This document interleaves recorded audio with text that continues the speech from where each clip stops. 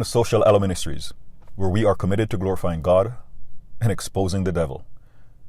I just finished recording a video about Doctrines of Devils, and I have another one.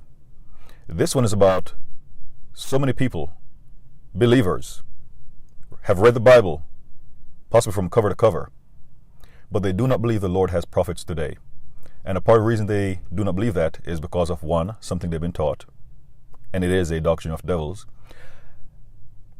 But also they believe that because of the Bible, the Lord doesn't need prophets today. And they'll be mentioned about in diverse times about how the Lord communicated via the prophets, but now, and I stop. Because when you look in the Bible, and you can quote Ephesians 4:11 to them, we're mentioned about, and he gave some, meaning Jesus, some apostles, some prophets, some evangelists, some pastors and teachers. And there's no text rescinding those offices.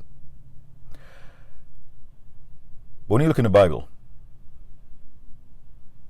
because I can't just give you my opinion, when you look in the Bible, there's something that I think many people are overlooking when they're given that doctrine of devils, saying that there are no prophets today. Because I say the Lord doesn't need prophets because he has the Bible. But when you look in Revelation 11, it feeds off what Zechariah prophesied in Zechariah 4 about the two witnesses. In Revelation 11, it speaks about those two witnesses who they'll prophesy for 1,260 days, 42 months, or 3.5 years. They will be able to shut up heaven, which is one of the things symbolic of Elijah. They'll be able to call down plagues, which is symbolic of the ministry of Moses. They will be prophesying for 3.5 years. They are listed as prophets. So why would the Lord send two prophets after the Bible has been canonized? And yes, I did pause for effect because a lot of people need to rethink that. Many people, they can identify all the false prophets in the world, but they cannot identify the true ones. And a part of the reason why they can't do it is because they do not believe that prophets exist.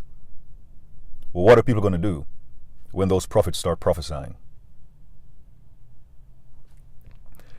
See, there's a false prophet coming, and there are many false prophets who are in the world right now.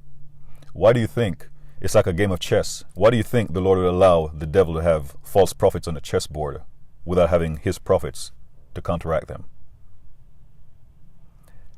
There's a purpose for the Bible, but even in the Bible, it speaks about prophets.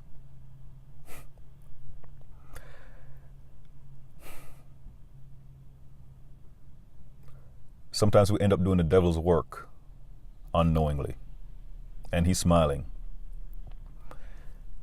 The same way he got many people to doubt that Jesus is the Christ is the same way he is getting people to doubt that the Lord has prophets today. But they'll believe that they are false prophets. So again, Revelation 11 speaks about two prophets who will be prophesying for 3.5 years, doing signs and wonders reminiscent of Elijah and Moses. And yes, they are prophets. They are prophets who will be on this earth after the Bible has been canonized. So what makes you think prophets do not exist today? And when I say prophets, I mean prophets of the Lord. Some food for thought.